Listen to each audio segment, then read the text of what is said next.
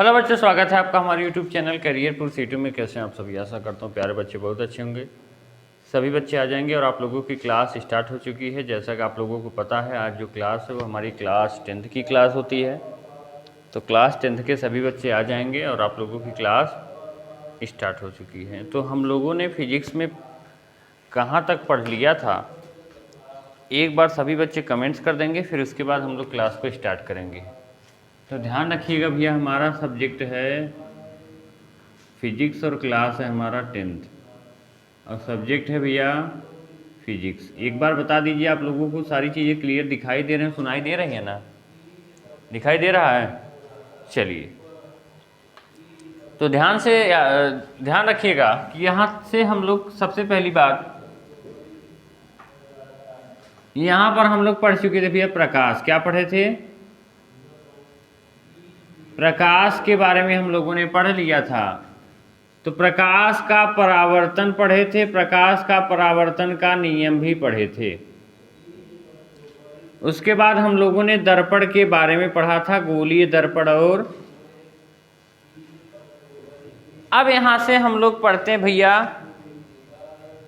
सारी बातें लिखवाएंगे, परेशान मत होइएगा। प्रकाश का परावर्तन वगैरह हो गया था। अब यहां से हम लोग पढ़ रहे थे अवतल दर्पण और उत्तल दर्पण। ठीक है, क्या पढ़ रहे थे? अवतल दर्पण और उत्तल दर्पण। तो हमने आप लोगों को बताया था कि जैसे हमारे दर्पण का मतलब होता है जैसे शीशा। ये कितने प्रकार का होता है? एक होता है भैया गोलीय दर्पण और एक होता है समतल दर्पण। क्या होता है?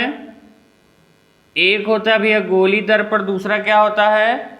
समतल दर्पण। सभी लोग लिखेंगे, एक होता है गोलीय दर्पण और दूसरा होता है समतल दर्पण। गोलीय दर्पण कैसा होता है? गोलीय दर्पण मतलब जो गोला होता है और समतल दर्पण मतलब जो समतल होता है। ठीक है, अब हम लोग क्या करते हैं, गोलीय दर्पण के दो भाग करते हैं। कौन कौन से? एक होता है भैया अवतल और एक होता है उत्तल। अब इसको हम लोग क्या करेंगे भैया, इसको ध्यान रखिएगा, इसकी संरचना कैसी होती है? इसकी संरचना कुछ इस प्रकार होती है, ऐसे।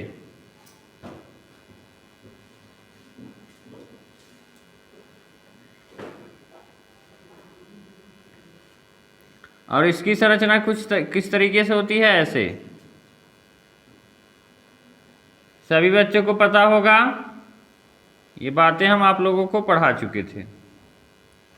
इसको कहते हैं अवतल दर्पण, इसको कहते हैं उत्तल दर्पण। ये अवतल होता है और ये क्या होता है? उत्तल होता है। अवतल में क्या होता है? पीछे पेंट किया गया होता है, और उत्तल में अंदर धसे हुए भाग पर जब क्या होता है? पेंट किया जाता है, तो उसको क्या कहते हैं? उत्तल दर्पण। अवतल दर्पण और उत्तल दर्पण। ठीक है, तो यहां तक आप लोग पढ़ चुके थे। अब हम लोग इसके आगे पढ़ने का प्रयास करेंगे और समझने का प्रयास करेंगे। यहां तक तो हो ही गया था। ठीक है, तो हम आप लोगों को बताए थे, ये जो हमारा होता है, ये होता है भैया, यहां पर होता है M1 और यहां पर होता है M2। इसको पीछे से पेंट करेंगे,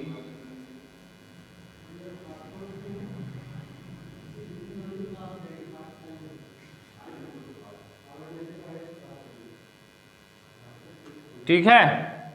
ये चित्र ऐसे होता है। यहां पर आपको पता होगा सर क्या होता है? पोल। पोल को हिंदी में कहते हैं ध्रुव। यहां पर क्या होता है? इधर से आधा आएंगे और इधर से आधा आएंगे, यहां पर होता है भैया पोल। अब देखिए, यहां से ऐसे आप करेंगे, इधर से ऐसे ऐसे डॉटेड डॉटेड डॉटेड डॉटेड मिला दीजिए, कुछ इस तरीके से डॉटेड डॉटेड मिला दीजिए इधर। यहां पर आपको पता होगा सर क्या हो जाता है? ये हो जाता है सेंटर। क्या हो जाता है? सेंटर। और ये क्या हो जाता है? फोकस। यहाँ से यहाँ तक की दूरी क्या कहलाती है? वक्रता त्रिज्या। क्या कहलाती है भैया? वक्रता त्रिज्या। और यहाँ से यहाँ तक की दूरी क्या कहलाती है? फोकस दूरी। मतलब कि ये यहाँ से यहाँ तक के आधे पर होता है, मतलब आधा इधर से आधा इधर से आएंगे, आधा इधर से और आधा इधर से आएंगे, जो पॉइंट मिलेगा उसी को क्या कहेंगे? Focus. F is equal to होता है भैया r/2। यहाँ से ये क्या है? r, क्योंकि हमने कहा ना इसका ये क्या होता है? आधा होता है। तो एफ क्या होता है? r का आधा होता है, मतलब 1/2। तो एक फार्मूला आपको मिला F is equal to r/2। समझ रहे? इसी पर आधारित हम लोग आज प्रश्न करेंगे, इसी पर आधारित प्रश्न करेंगे प्यारे बच्चों। अच्छे तरीके से समझते हुए चलेंगे। यहाँ तक सभी लोग बना लीजिए, तब हम आपको आगे समझाएं। ये जो m1 m2 होता है, पिछली क्लास में हमने बताया था, इसको कहते हैं भैया दर्पण का द्वारक। दर्पण का क्या कहलाते हैं? कहते हैं दर्पण का द्वारक। सभी बच्चे लिख लीजिए जल्दी से, फिर हम लोग आगे बढ़ेंगे।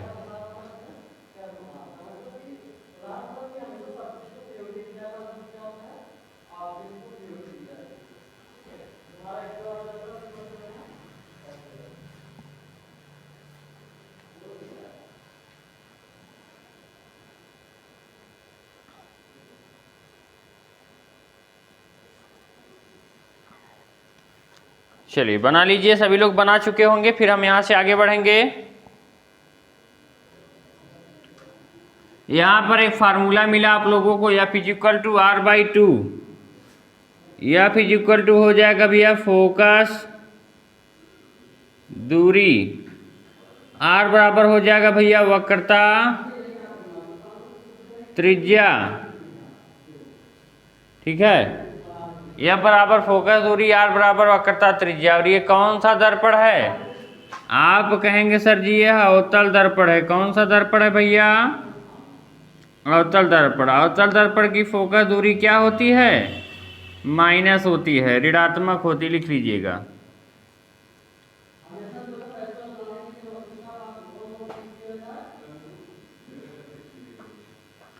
अवतल दर्पण की फोकस दूरी ऋणात्मक होती, बात को लिख लीजिएगा।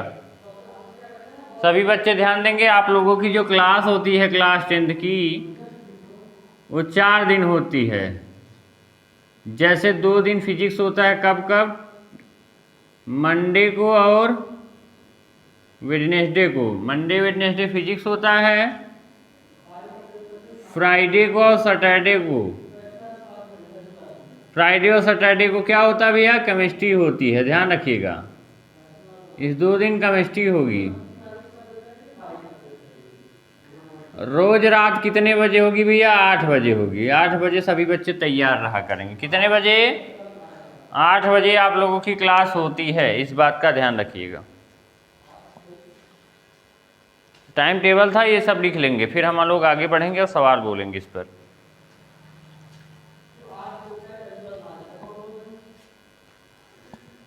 एक सवाल यहाँ से आप लोग लिखिएगा। क्वेश्चन नंबर 1 यहाँ दिख रहा है नीचे, नीचे दिख रहा है, यहाँ दिख रहा है। चलिए इसको थोड़ा सा इरेज कर देते हैं, बना लिए होंगे आप लोग।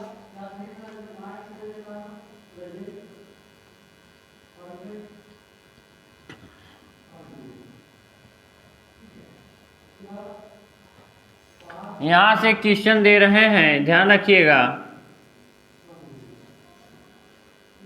एक अवतल दर्पण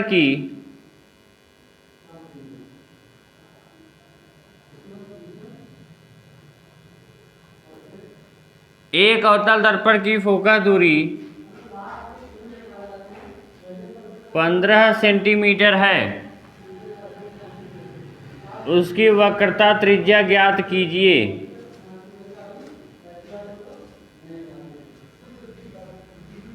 उसकी वक्रता त्रिज्या ज्ञात कीजिए। ये एक प्रश्न ऐसे बनेगा।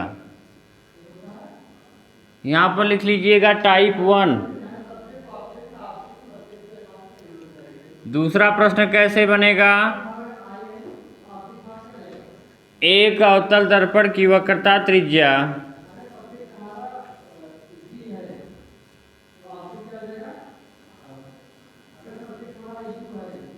एक अवतल दर्पण की वक्रता त्रिज्या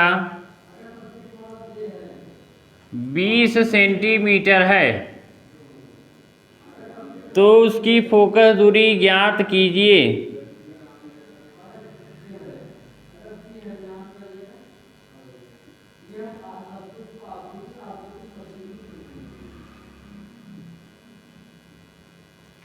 ये दूसरा टाइप का प्रश्न हो गया।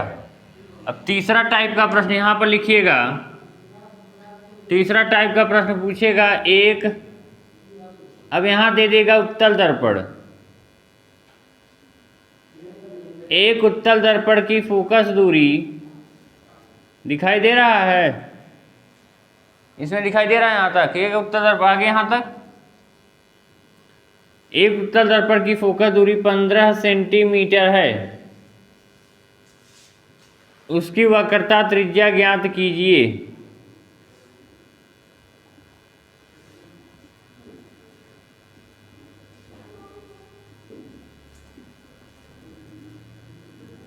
ये तीसरा टाइप का प्रश्न हो गया। चौथा टाइप का प्रश्न आप लोग लिखेंगे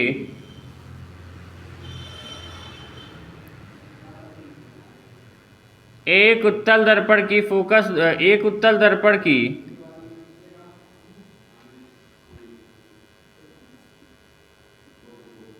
एक उत्तल दर्पण की वक्रता त्रिज्या 20 सेंटीमीटर है। जो चीजें ना दिखाई दे वो आप सुन लीजिएगा। उसकी फोकस दूरी ज्ञात कीजिए। जितने प्यारे बच्चे भैया नए हैं वो चैनल को सब्सक्राइब कर लेंगे और क्लास को लाइक कर देंगे। जितने बच्चे अभी तक क्लास को लाइक नहीं किए, क्लास को लाइक कर दीजिए। और जो नए बच्चे जो चैनल को सब्सक्राइब नहीं किए, चैनल को सब्सक्राइब करने। टाइम टेबल आप लोगों को पता है, और जो बातें आपको ना समझ में आए वो कमेंट बॉक्स में कमेंट कर दीजिएगा। इतनी बातें आप लोगों को। 4 टाइप का प्रश्न तो आपको दिख गया कि कैसे कैसे पूछा जाएगा। देखिए इसमें बोल रहा है एक अवतल दर्पण की फोकस दूरी, और इसमें कह रहा है एक उत्तल दर्पण की फोकस दूरी। इसमें अवतल है, इसमें उत्तल है, ठीक है, तो ये इससे अलग है। और इसमें देखिए क्या है, एक अवतल दर्पण की फोकस दूरी दिया है 15 सेंटीमीटर, लेकिन इसमें वक्रता त्रिज्या दिया है, तो ये भी इससे अलग है। इसमें फोकस दूरी दिया है, इसमें वक्रता त्रिज्या दिया है 20 सेंटीमीटर, ये भी इससे डिफरेंट है। अब इसमें देखिए वक्रता त्रिज्या दिया है, इसमें भी वक्रता त्रिज्या दिया है, लेकिन इसमें दर्पण कौन सा है, अवतल है, इसमें उत्तल है, ठीक है। तो ये 4 टाइप के प्रश्न आप लोगों के एग्जाम में पहले बनते हैं। इसको लिखिए आप लोग सभी लोग, फिर आगे हम समझाएं, फिर आप लोग इसको करके जवाब दीजिए। बहुत सारे बच्चों का उत्तर भी आने लगा है। Very good.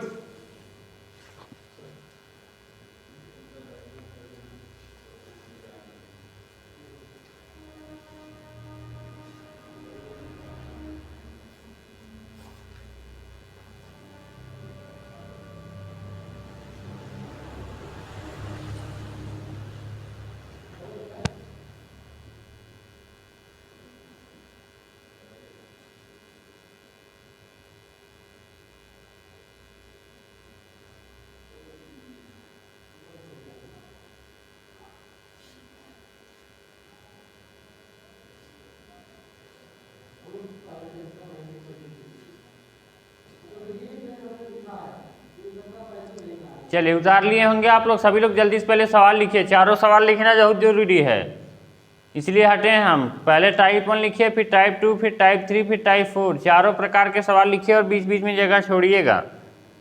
और जो लोग सॉल्व कर लिए हैं वो लोग भैया सॉल्व कर लेंगे। अच्छी बात है, वेरी गुड, सभी का जवाब आ रहा है।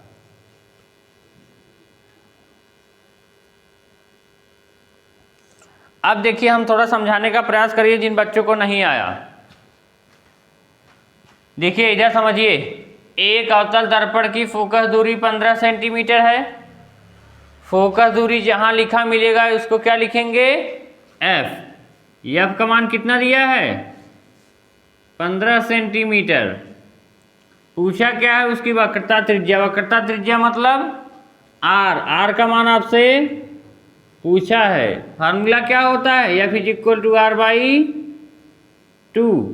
आप देखिए अवतल दर्पण है, अवतल दर्पण की फोकस दूरी क्या होती है, माइनस होती है, तो यहाँ क्या लेंगे, -15। तो -15 इज इक्वल टू आर बटे 2। इसका गुणा इधर हो जाएगा तो आर बराबर क्या आ जाएगा, -30 सेंटीमीटर।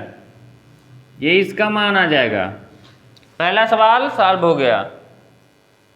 दूसरा, एक अवतल दर्पण की वक्रता त्रिज्या। वक्रता त्रिज्या मतलब आर का मान दिया है। आर का मान कितना दिया है, 20 सेंटीमीटर। देखिए कह रहा है वक्रता त्रिज्या 20 सेंटीमीटर है। उसकी फोकस दूरी एफ का मान आप लोगों से पूछा है। एफ इज इक्वल टू क्या हो जाएगा, आर बटे 2। एफ बराबर हो जाएगा भैया 20 बटे 2 बराबर क्या आ जाएगा, -10 लिखेंगे। क्यों, क्योंकि अवतल दर्पण की फोकस दूरी ऋणात्मक होती है, -10 सेंटीमीटर। ये दूसरे का उत्तर हो गया।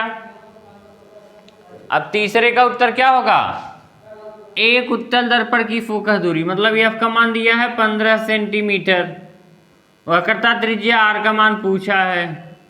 एफ इज इक्वल टू क्या होता है, आर बटे 2। इसमें माइनस प्लस कुछ नहीं होता, सीधा सीधा जो दिया है वही। तो एफ इज इक्वल टू कितना दिया है, एफ का मान दिया है 15। 15 इज इक्वल टू आर बटे 2। इसका गुणा इधर हो जाए तो आर बराबर क्या आ जाएगा भैया, 30 सेंटीमीटर। और देखिए ऐसे इसमें एक उत्तल दर्पण की वक्रता त्रिज्या आर का मान दिया है 20 सेंटीमीटर। एफ का मान पूछा है तो F is equal to R by 2। F का मान कितना दिया है, नहीं दिया है। एफ का मान पूछा है, F is equal to R का मान 20 बटे 2। एफ बराबर भैया 10 सेंटीमीटर।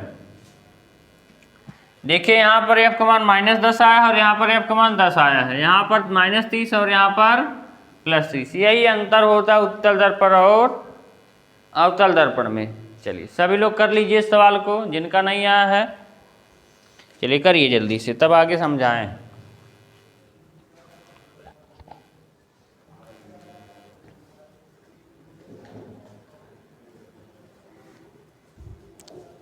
लिख लीजिए, लिखने का अभ्यास बन जाएगा। लिख लीजिए, लिखो जी,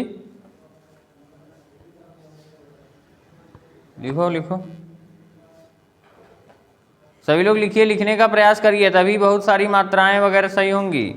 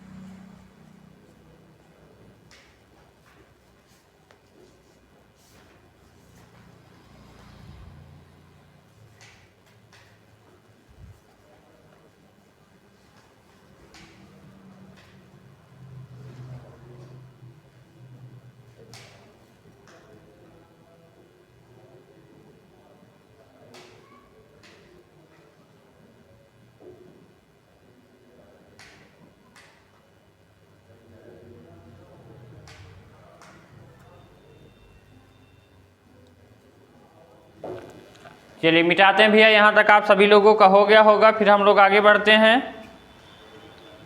चलिए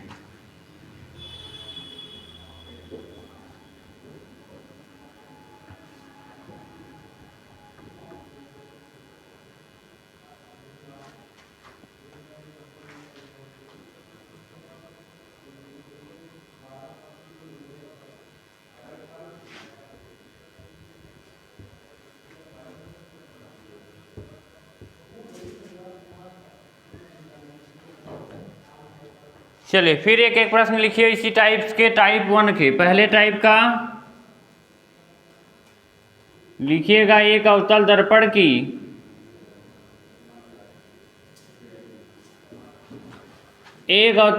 की फोकस दूरी, एक अवतल दर्पण की फोकस दूरी 20 सेंटीमीटर है। ऐसे लिखिएगा, 40 सेंटीमीटर है, 40 मीटर लिखिएगा। एक अवतल दर्पण की फोकस दूरी 40 मीटर है। उसकी वक्रता त्रिज्या ज्ञात कीजिए।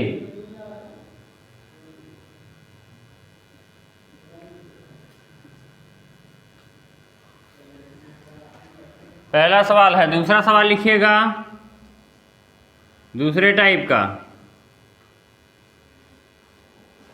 एक अवतल दर्पण की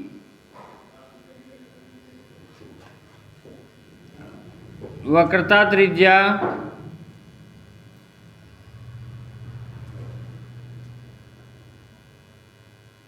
दो मीटर है, उसकी फोकस दूरी ज्ञात कीजिए।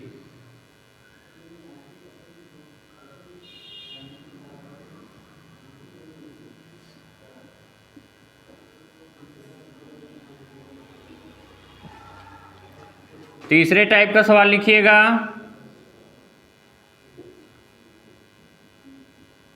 एक उत्तल दर्पण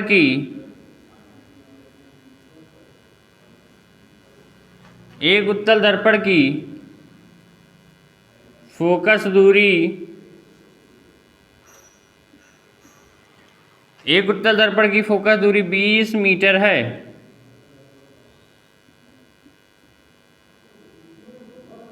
उसकी वक्रता त्रिज्या ज्ञात कीजिए।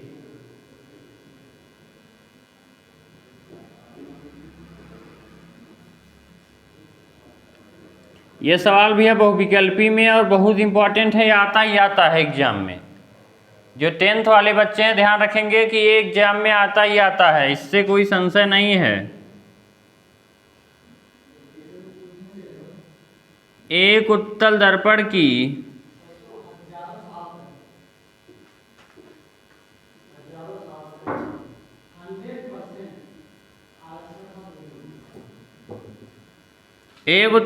की फोकस दूरी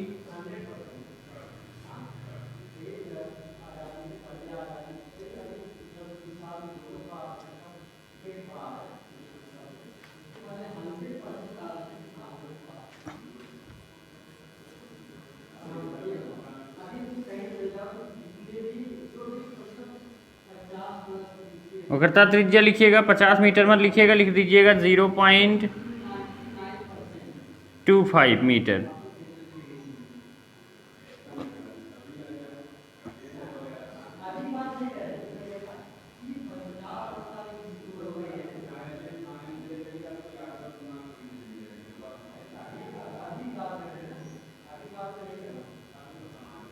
चलिए करिए, ये चीज़ें करिए भैया।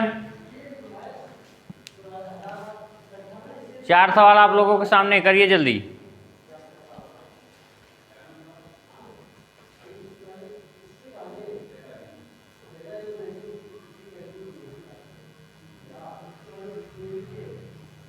अगली बार ध्यान रखिएगा।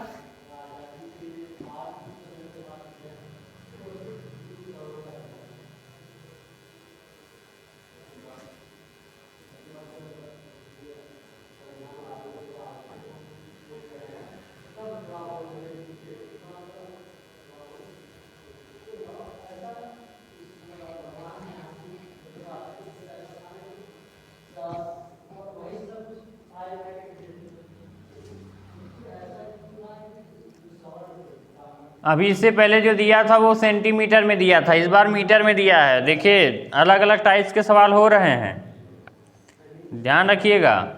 सब में फार्मूला, पहली बार जो दिया है उसको लिखिए, जो नहीं दिया है उसको पूछा होगा, ठीक है। ध्यान लगाइए, समझाएं जितने। देखिए सभी बच्चों को उत्तर आ रहा है, आगे बढ़ेंगे। अब जिनका नहीं आ रहा है वो लोग समझने का प्रयास करें। देखिए एक अवतल दर्पण की फोकस दूरी का मतलब एफ का मान कितना दिया है 40 मीटर। वक्रता त्रिज्या, फोकस दूरी का मतलब ही होता है एफ से क्या हो जाता है फोकस दूरी। अवतल दर्पण है, अवतल दर्पण की फोकस दूरी क्या होती है ऋणात्मक होती है। आर का मान पूछा है, वक्रता त्रिज्या मतलब आर, तो एफ इज इक्वल टू क्या होता है भैया आर बटे 2। एफ का मान कितना दिया है -40 इज इक्वल टू आर बटे 2। इसका इधर गुणा हो जाएगा तो आर बराबर क्या आ जाएगा भैया -80 सेंटीमीटर। ये पहला सवाल हो जाता है। ठीक है, ये क्या हो जाता है पहला सवाल। अगला क्या हो जाता है, एक अवतल दर्पण की वक्रता त्रिज्या। वक्रता त्रिज्या मतलब आर, आर का मान कितना दिया है 2 मीटर दिया है। उसकी फोकस दूरी, फोकस दूरी मतलब एफ का मान आप लोगों से पूछ रहा है। एफ इज इक्वल टू क्या होता है r/2।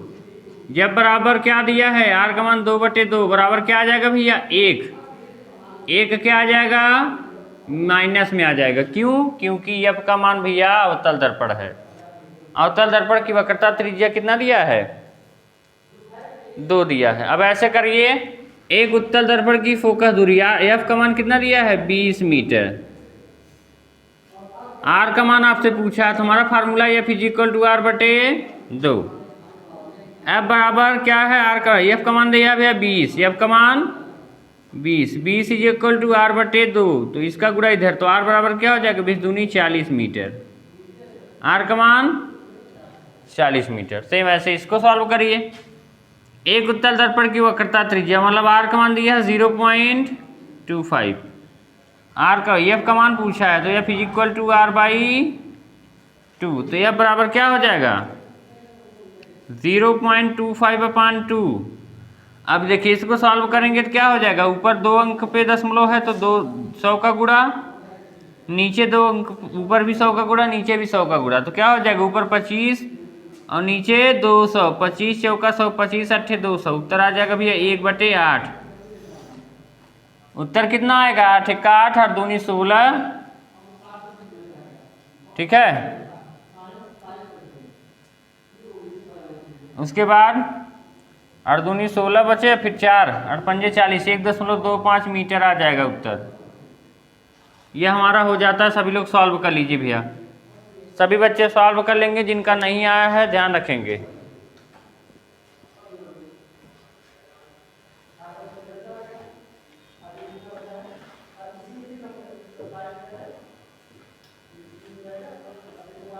चलिए सॉल्व करिए, इसके बाद हम लोग पढ़ाएंगे अवतल दर्पण द्वारा प्रतिबिंब बनने का नियम।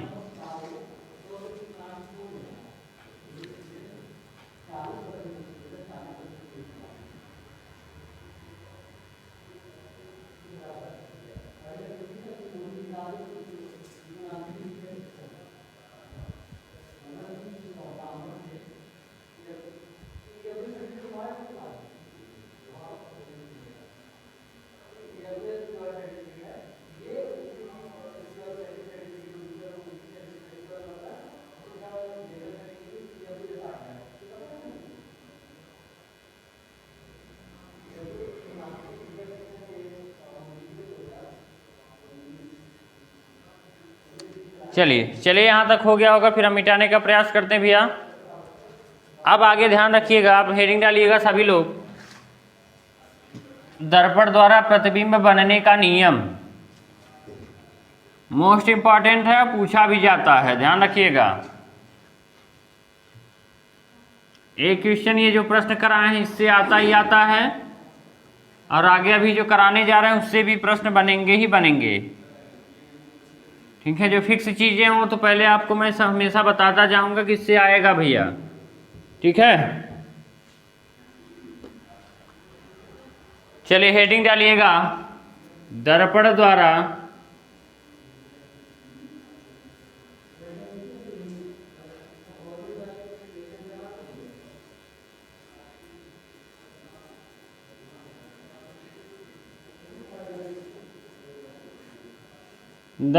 प्रतिबिंब बनाने का नियम दिख रहा है।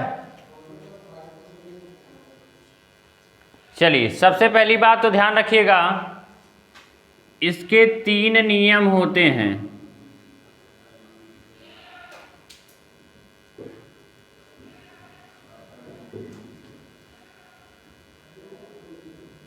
इसके भैया 3 नियम होते हैं। पहला, मुख्य अक्ष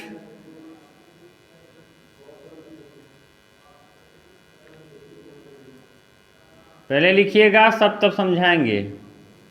मुख्य अक्ष के समांतर जाने वाली किरणें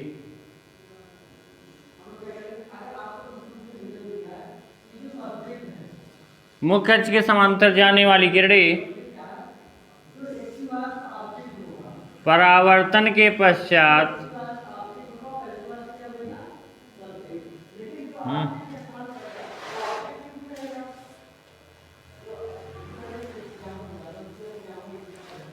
मुख्य अक्ष के समांतर जाने वाली किरणें परावर्तन के पश्चात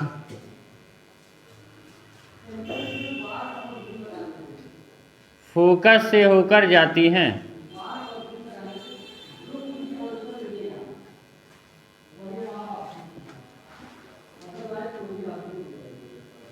दूसरा लिखिएगा,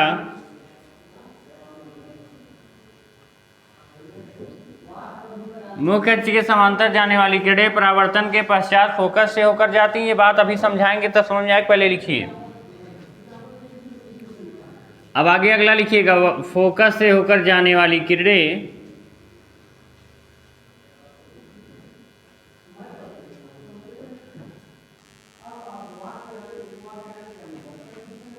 फोकस से होकर जाने वाली किरणें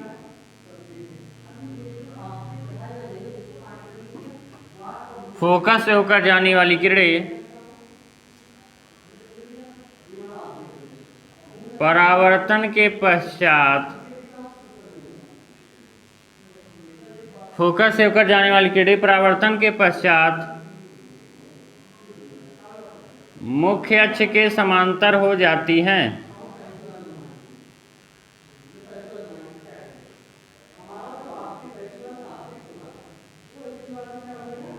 मुख्य अक्ष क्या हो जाती है भैया? समांतर हो जाती हैं। तीसरा पॉइंट लिखिएगा,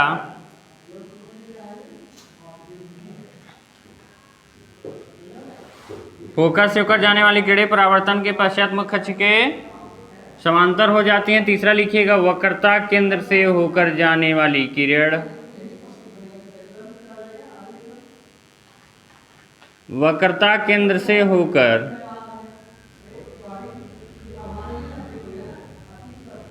जाने वाली किरण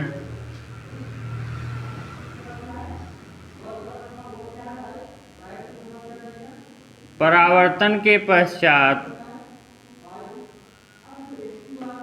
उसी मार्ग पर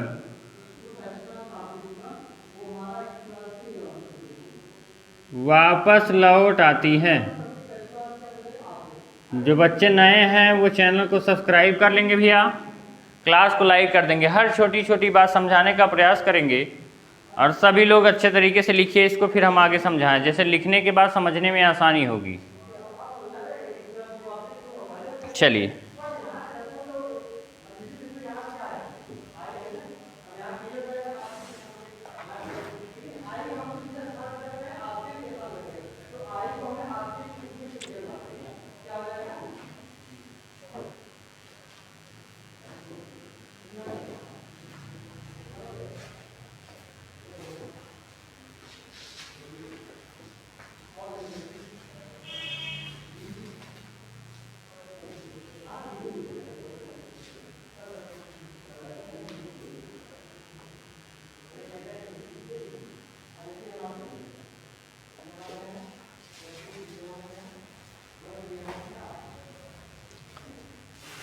चलिए अब आगे समझने का प्रयास करेंगे। सभी लोग लिख चुके होंगे। कह रहा है कि मुख्य अक्ष, पहली बात तो ध्यान रखिएगा, ये मेरा क्या होता है भैया? दर्पण होता है। क्या होता है?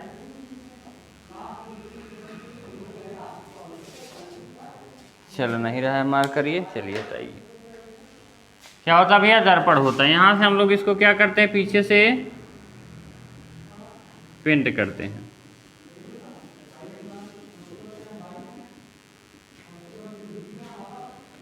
पीछे से पेंट करने के बाद यहाँ से हम लोग लाइन खींचते हैं। इसी लाइन को कहते हैं मुख्य अक्ष। क्या कहते हैं? मुख्य अक्ष कहते हैं। इसी लाइन को क्या कहते हैं? मुख्य अक्ष। ये हमारा हो गया अवतल दर्पण, और इसमें जो लाइन खींचे इसको क्या कहते हैं? मुख्य अक्ष। लिखो मत यार, पहले समझो। जब समझा कर समझा करिए, ठीक है? फालतू काम नहीं। ये क्या है भैया? ये क्या है? अवतल दर्पण। और ये क्या है? मुख्य अक्ष। क्या है भैया? मुख्य अक्ष। और यहाँ पर क्या होता है? यहाँ से आधा और यहाँ से आधा पर जहाँ पर मिलता है इसको कहते हैं ध्रुव। क्या कहते हैं? ध्रुव। और यहाँ पर ध्यान रखिएगा, जो ये बीच में होता है, इस पूरे गोले का जो बीच भाग होता है, यहाँ पर क्या होता है? बीच को ही तो केंद्र कहते हैं। और इन दोनों का जो आधा होता है आधे पर, मतलब इधर से आधा और इधर से आधे पर जहाँ पर पॉइंट मिलता है उसको क्या कहते हैं? फोकस कहते हैं। क्या कहते हैं? मतलब यहाँ से आधा और यहाँ से आधा, दोनों साइड से आधा आधा आएंगे, जहाँ पर मिलेंगे वहीं क्या होता है? फोकस। तो याद रखिएगा, केंद्र से लेकर यहाँ तक की जो दूरी होती है उसको कहते हैं वक्रता त्रिज्या। ये बातें अभी बताए हैं। और यहाँ से यहाँ तक की दूरी क्या कहलाती है? फोकस दूरी कहलाती है। क्या कहलाती है भैया? फोकस दूरी। और कुछ बाकी है? ये दर्पण का द्वारक होता है जिसको M1 कहते हैं और M2 कहते हैं। पहले समझिए तब लिखिएगा, समय देंगे। मुख्य अक्ष हो गया, फोकस हो गया, केंद्र हो गया, वक्रता त्रिज्या, ध्रुव, सारी बातें लिख दिए। अब ये कह रहा है, देखिए पहला पॉइंट है मुख्य अक्ष के समांतर। समांतर का मतलब क्या होता है? समांतर का मतलब होता है भैया दो सीधी लाइन। समझ रहे हैं? ये क्या है? एक दूसरे के समांतर है। देखिए यहाँ भी वही अंतर है, वहाँ भी।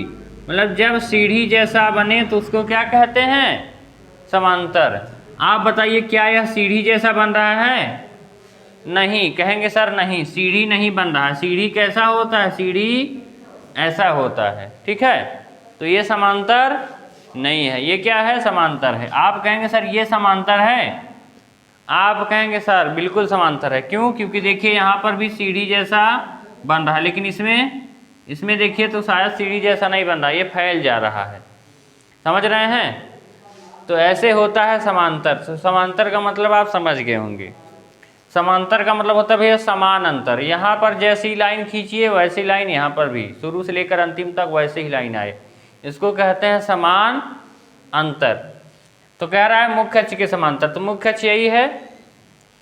मुख्य अक्ष के समांतर मतलब क्या हो जाएगा भैया? इसको मिटा दे रहे हैं, ये सब आप लिख ही चुके होंगे। अच्छा, मुख्य अक्ष के समांतर का मतलब होता है भैया कि अगर कोई मुख्य अक्ष के समांतर किरण आ रही है, मुख्य अक्ष के समांतर मतलब कि अगर कोई चीज़ ऐसे, कोई किरण ऐसे आ रही है तो कह रहा है परावर्तन। परावर्तन का मतलब टकराना, बताए हैं। टकराने के बाद कहाँ से होकर जाती है? देखिए आगे लिखा है फोकस, तो कहाँ से होकर जाएगी? F से होकर जाएगी। ये पहला किरण हो जाता है, हमारा पहला चित्र होता है। क्या? कि मुख्य अक्ष के समांतर, मतलब मुख्य अक्ष के समांतर, ये मुख्य अक्ष है, इसके समांतर देखिए सीढ़ी जैसा बन रहा है ना। मुख्य अक्ष के समांतर किरणें जब यहाँ टकरा जाए, टकराने के बाद कहाँ से होकर जाती है? देखिए फोकस से होकर जाती है। पहले का चित्र ऐसे बनेगा। सभी बच्चे बना लीजिए।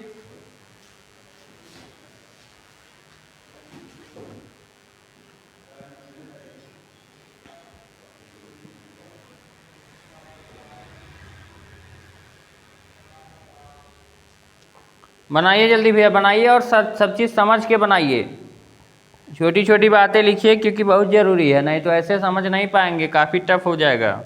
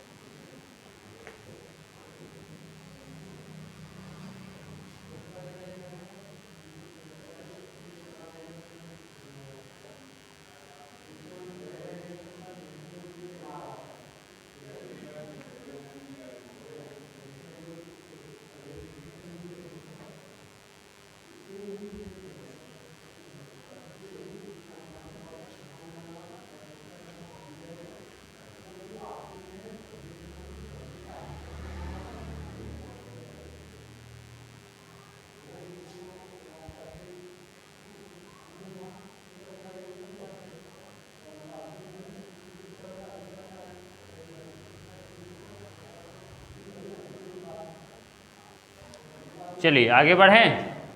ये पहला आप लोग बना लिए होंगे, अब दूसरा बनाने का प्रयास करते हैं। देखिएगा,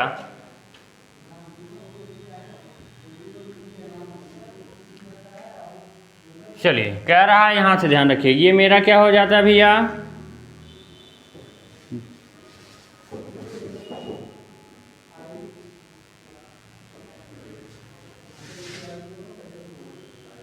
ये मेरा हो जाता है अवतल दर्पण, और यहाँ पर क्या होता है, यहाँ पर पोल होता है जिसको कहते हैं ध्रुव, और ये लाइन जो जाती है इसको क्या कहते हैं,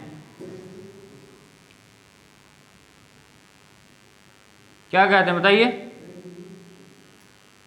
इस लाइन को कहते हैं मुख्य अक्ष, क्या कहते हैं, मुख्य अक्ष। और ये जो होता है इसको कहते हैं ध्रुव। यहाँ पर क्या होता है सी, क्या कहते हैं सी को, वक्रता केंद्र। और यहाँ पर आधे पर जो होता है वो क्या होता है, फोकस। फोकस दूरी नहीं, फोकस। जब यहाँ से यहाँ तक मेजर करेंगे तब फोकस दूरी होगा, केवल ये पॉइंट क्या है, फोकस। तो फोकस से होकर जाने वाली किरणें, फोकस से होकर मतलब कि कोई किरण अगर ऐसे जा रही है, फोकस से होकर जाने वाली किरणें परावर्तन मतलब यहाँ से टकराने के बाद कहाँ से होकर जाती है, मुख्य अक्ष के समांतर। मुख्य अक्ष के समांतर मतलब ऐसे हो जाती है, देखिए समांतर है ना, तो ऐसे बन जाएगा दूसरा वाला चित्र कि मतलब फोकस से होकर जाने वाली किरणें परावर्तन के पश्चात कहाँ से होकर जाती हैं, मुख्य अक्ष के समांतर हो जाती हैं। ये बात लिखा है ना, ऐसे चित्र बनेगा, बना लीजिए, बनाइए, फिर अगला चित्र समझाएं। ये बहुत जरूरी है, तीनों नियम समझना है, क्योंकि आप इसके बाद की चीजें समझेंगे तभी।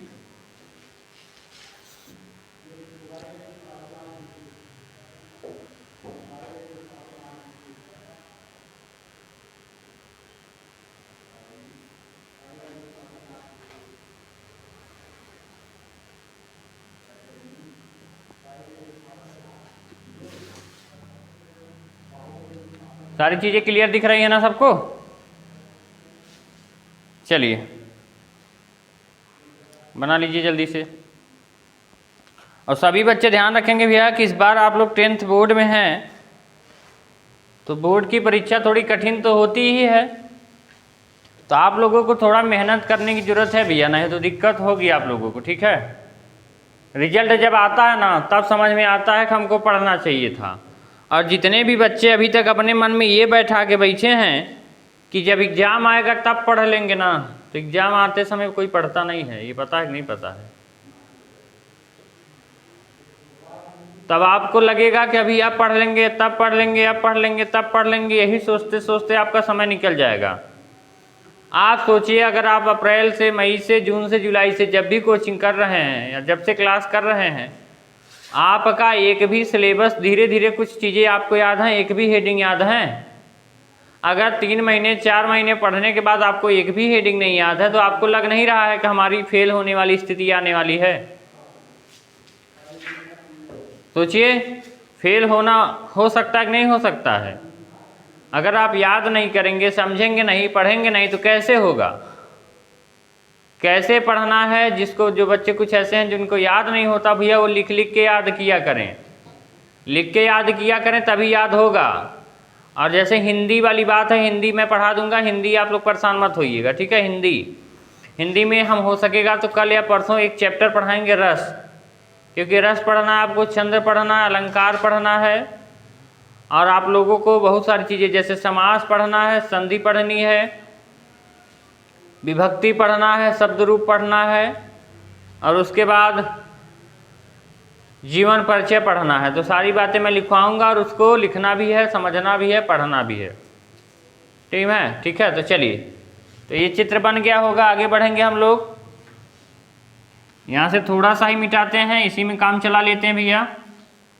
ये कौन सा दर्पण है हमारा, अवतल दर्पण है। अब हम लोगों को कह रहा है वक्रता केंद्र। वक्रता केंद्र कहाँ है, यही तो है, और ये है एफ, वक्रता केंद्र से होकर जाने वाली किरणें। तो क्या वक्रता केंद्र से किरण ऐसे ही तो जाएगी, वक्रता केंद्र से होकर जाने वाली किरणें, परावर्तन का मतलब टकराना, टकराने के बाद क्या होता है, उसी मार्ग पर मतलब सेम उसी मार्ग पर वापस लौट जाती हैं। ये 3 नियम होते हैं, तीनों नियम आप लोग भैया बना लीजिएगा, इसका दर्पण को बनाने में उपयोग है, और बहुत ज़रूरी है समझना आप लोगों को। चलिए कर लीजिए, इसको बना लीजिए।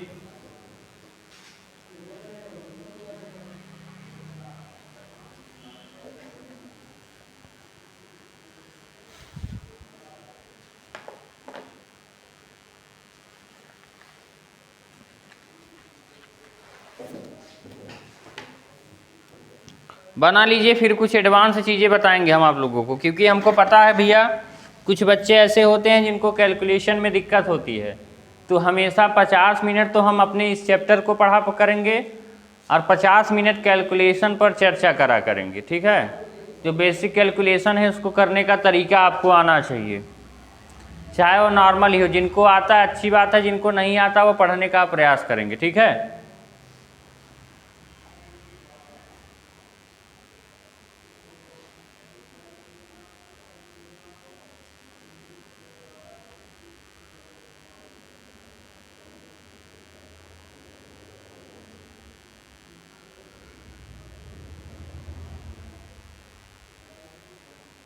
मिटा दें? चलिए भैया इसको मिटाने का प्रयास करते हैं। यहाँ तक सारी बातें सभी बच्चों को समझ में आ गई होंगी। अब थोड़ी बेसिक कैलकुलेशन, क्योंकि कैलकुलेशन अगर नहीं आएगा तो दिक्कत होगी भैया।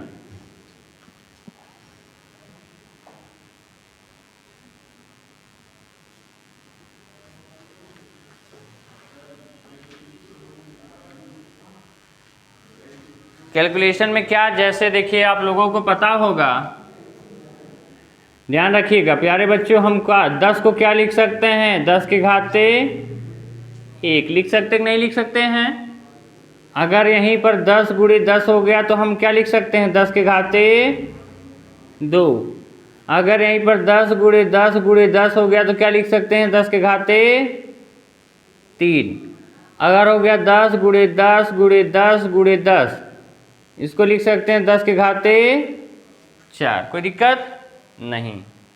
तो अगर आपको पता है सर 10 के घाते 1 का मतलब होता है 10, या 10 कहिए या 10 घाते 1, दोनों का मतलब होता है 10 घाते 1। आप 10 गुणे 10 करेंगे तो कितना आएगा? 100। तो क्या 100 को हम लोग 10 घाते 2 नहीं लिख सकते? लिख सकते हैं ना। ऐसे ही यहाँ पर 10 के गुणे 10 गुणे 10 मतलब 100 दहा में 1000। 1000 को क्या लिख सकते हैं? 10 के घाते 3। 10 गुणे 10 गुणे 10 गुणे 10 मतलब इसको क्या लिख सकते हैं? 1 2 3 4 मतलब 10 के घाते 4 लिख सकते हैं। कोई दिक्कत? ध्यान रखिएगा 100 1000 इतना हो जाएगा। और एक चीज़ ध्यान रखिएगा, अगर आपको लिखा मिले 1/10, 1/10 तो हम इसको क्या लिखेंगे? 1/10 का मतलब होता है 1/10 के घाते 1, क्योंकि 10 को क्या लिख सकते हैं? 10 को लिख सकते हैं 10 घाते 1। अब ध्यान रखा करिए कि जब भी कोई घात होता है वो ऊपर जाता है तो माइनस हो जाता है। इसको ऊपर ले जाएंगे तो आ जाएगा 1 गुणे 10 घाते -1। क्या आ जाएगा? 1 गुणे 10 घाते -1। इसे क्या कह सकते हैं? 10 घाते इसका गुणा होगा तो क्या हो जाएगा? 10 घाते -1। या तो ये कहिए या तो ये कहिए, दोनों सही है। अगर आपको लिखा मिले 1/100, 1/100 का मतलब क्या हो जाएगा? 1/100 को क्या लिख सकते हैं? 10 घाते 2, और ये ऊपर जाएगा तो क्या हो जाएगा भैया? 10 घाते -2। कोई दिक्कत किसी को नहीं। ऐसे ही ध्यान रखिएगा 1/1000 है तब 1/1000 को लिख सकते हैं 10 घाते 3। यहाँ पर देखिए 1000 को क्या लिख सकते हैं? 10 घाते 3, तो 10 घाते 3, और ये ऊपर जाएगा तो क्या बन जाएगा? 10 घाते -3। क्या बन जाएगा? 10 घाते -3। अब ध्यान रखिएगा 1/, क्या होता है? 1 2 3 4, इसको लिख सकते हैं 1/10 के घाते 4। ये ऊपर जाएगा क्या हो जाएगा भैया? 10 घाते -4। कोई दिक्कत? चलिए अब अगली कैलकुलेशन ध्यान रखा करिए कि जैसे अगर दिया है 1/5 प्लस 1/6, तो आप 5 और 6 का लसा निकालते हैं। 5 और 6 का लसा निकालते हैं तो कहते हैं 5 1 का 5, फिर 6 6 1 का 6। तो आपको लसा क्या मिलता है? 5 और 6 का गुणा करेंगे तो 30 आता है। क्या आता है लसा? 30। अब 5 का आप लोग भाग देते हैं 30 से, तो 30 से भाग देते हैं 5 को, तो कितना आता है? 5 6 के 30। ऊपर क्या आ जाएगा? फिर जो 6 आता है उसका 1 में गुणा करते हैं।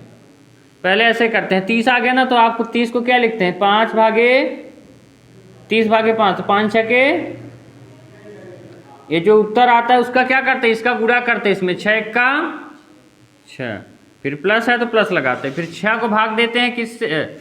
30 को भाग देते हैं किससे? 6 से तो कितना आता है, 6 पंजे 30, और ये जो उत्तर आता है इसका गुणा ऊपर करते हैं तो 5 एक्का 5, तो 6 5 11, 11 बटे 30, ये हमारा क्या हो जाता है उत्तर। लेकिन हम आप लोगों को इसका सरल तरीका बताते हैं, इसका सरल तरीका बताते हैं। कैसे? आप जैसे दिया है 1/5 और 1/6, तो आप क्या करिए, नीचे नीचे का सीधा गुणा करिए। 5 6 के 30, क्या हो जाएगा 5 6 के, इसका गुणा इसमें करिए, इसका गुणा इधर, 6 एक्का 6, 5 एक्का 5, तो क्या हो जाएगा 6 5 11, 11 बटे 30, फिर भी तो वही आया।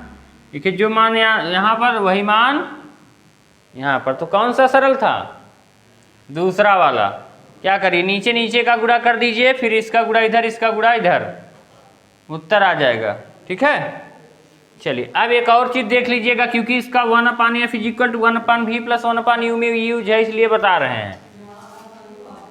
अगर यहाँ पर दिया 1/8 + 1/4, तब क्या करेंगे, नीचे नीचे का गुणा, 8 चौके 32, इसका गुणा इधर, इसका उधर, 4 एक्का 4 + 8 एक्का 8, तो आ जाएगा भैया 12 बटे 32। अब इसको काट दीजिए, 2 6 12, 2 16 में 32, 2 3 6, 2 8 16, कितना उत्तर आएगा, 3 बटे 8। कोई दिक्कत? अब और कोई ले लीजिए, जैसे 1/9 + 1/3, 9 और 3 का गुणा करेंगे, कितना आ जाएगा 27, 3 का गुणा इधर, 9 का गुणा इधर, 3 एक्का 3, 9 एक्का 9, 12 बटे 27, 3 चौके 12, 3 9 27, उत्तर क्या आ जाएगा 4 बटे। ये होता है बेसिक कैलकुलेशन। कोई दिक्कत? कर ले जाएंगे।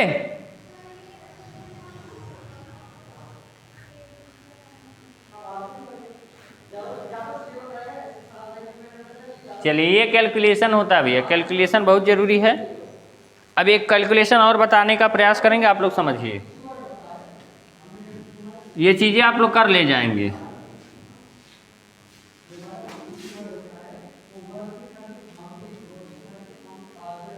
चलिए, जैसे दिया भैया 0.25/6, अब आप कंफ्यूज हो जाते, इसको सॉल्व करिए तो कर पाएंगे।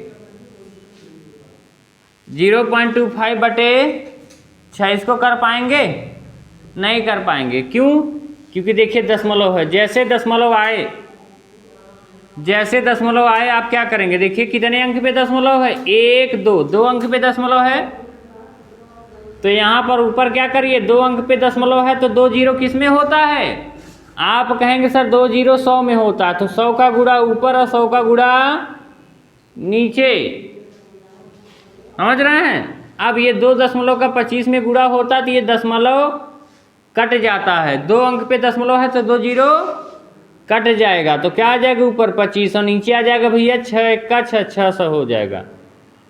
अब 5 से काटेंगे तो 5 5 25, 5 12 में 60, फिर 5 से काटिए, 5 एक्का 5, 5 चौके 20, नहीं 5 एक्का 5, 5 दूनी 10, 5 चौके 20, तो क्या उत्तर आ जाएगा 1/24। क्या आ जाएगा भैया 1/24। अगर यहाँ पर है 0.587, ऐसे लिखिएगा 555, और यहाँ पर है नीचे 11, तब कैसे करेंगे, ऐसे है 0. ऐसे समझिए 0.055। अब आप क्या करेंगे, आप देखिए कितने अंक पे दशमलव है, 3 अंक पर, 1 2 और 3, तो किसका गुणा होगा, 3 जीरो का गुणा होगा, 1 2 3, नीचे भी और ऊपर भी 1 2 3, ऊपर क्या आ जाएगा, ये दशमलव 3 जीरो को हटाने में खत्म, 55/11 गुणे 1000, 11 से काटेंगे 11 पचे 55, 5 से काटेंगे 5 दूनी 10, 5 200, कितना आ जाएगा 1/200। अच्छा 1/200 को हम लोग क्या लिख सकते हैं, 1/2 गुणे 100 लिख सकते हैं। अब आप बताइए 1/2 और यहाँ पे 100 को क्या लिख सकते हैं, 10 के घाते 2, क्या हो जाएगा 1/2 गुणे 10 घाते 2, अब 10 घाते तो ऊपर चला जाता तो क्या बन जाएगा, 10 घाते माइनस 2/2। यह उत्तर लिखिए, चाहिए उत्तर लिखिए, चाहिए उत्तर लिखिए, चाहिए उत्तर लिखिए, चारों एक ही चीज़ है, कोई दिक्कत नहीं होगा। आशा करूँगा यहाँ तक सभी बच्चों को समझ में आया होगा। चलिए और भी जो कैलकुलेशन है मैं बताता चला जाऊँगा, और मैं सभी बच्चों को एक बार ये कहना चाहता हूँ जो अच्छे तरीके से पढ़ाई नहीं कर रहे हैं प्यारे बच्चों, वो पढ़ाई करें। अपने मन से भ्रम निकाल दीजिए कि हम अभी तक एग्ज़ाम आएगा तब पढ़ेंगे, वरना आप लोग बहुत पछताएंगे, ठीक है। और आप लोगों को पता है कि अगली साल के बच्चों का बहुत अच्छा रिकॉर्ड रहा था, उस रिकॉर्ड को आप लोग तोड़ने का प्रयास करिएगा। 95% मतलब बहुत बड़ी बात होती है। 95% इसी चैनल के माध्यम से बच्चों ने पाया था, तो आप उस 95% को तोड़ने का प्रयास करिए और अच्छे तरीके से पढ़ाई करिए। थोड़ा कंसंट्रेट हो जाइए, डेली क्लास करिए। डेली आप अगर क्लास करते हैं, एक बार अगर आप कोचिंग पढ़ रहे हैं, एक बार यहाँ रिवीजन कर रहे हैं, और आप एक बार नहीं 4 बार 5 बार रिवीजन करिए, जो चीज़ें नहीं समझ में आ रही तो आप सोचिए कि आप कितना आगे जा सकते हैं। समझ रहे हैं? तो आप ध्यान से पढ़िए। मैं पूरी प्रयास करूँगा कि आप लोगों को अच्छे तरीके से समझ में आए। और अगर कोई किसी भी बच्चे को कोई प्रॉब्लम हो तो बच्चे कमेंट्स कर देंगे, फिर हम क्लास को यहीं पर एंड करेंगे।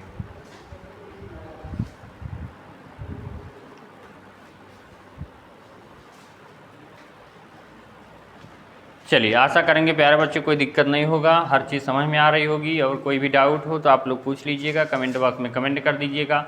मिलते हैं हम आप लोगों से कल, तब तक के लिए आप सभी को जय हिंद, जय भारत। और एक बात याद रखिएगा कि आप अपने दोस्त, रिश्तेदार और जहाँ भी शेयर कर सकते हैं, जितने भी फ्रेंड्स हैं स्कूल में, कॉलेज में, सभी दोस्तों को वीडियो के बारे में बताइए क्लास।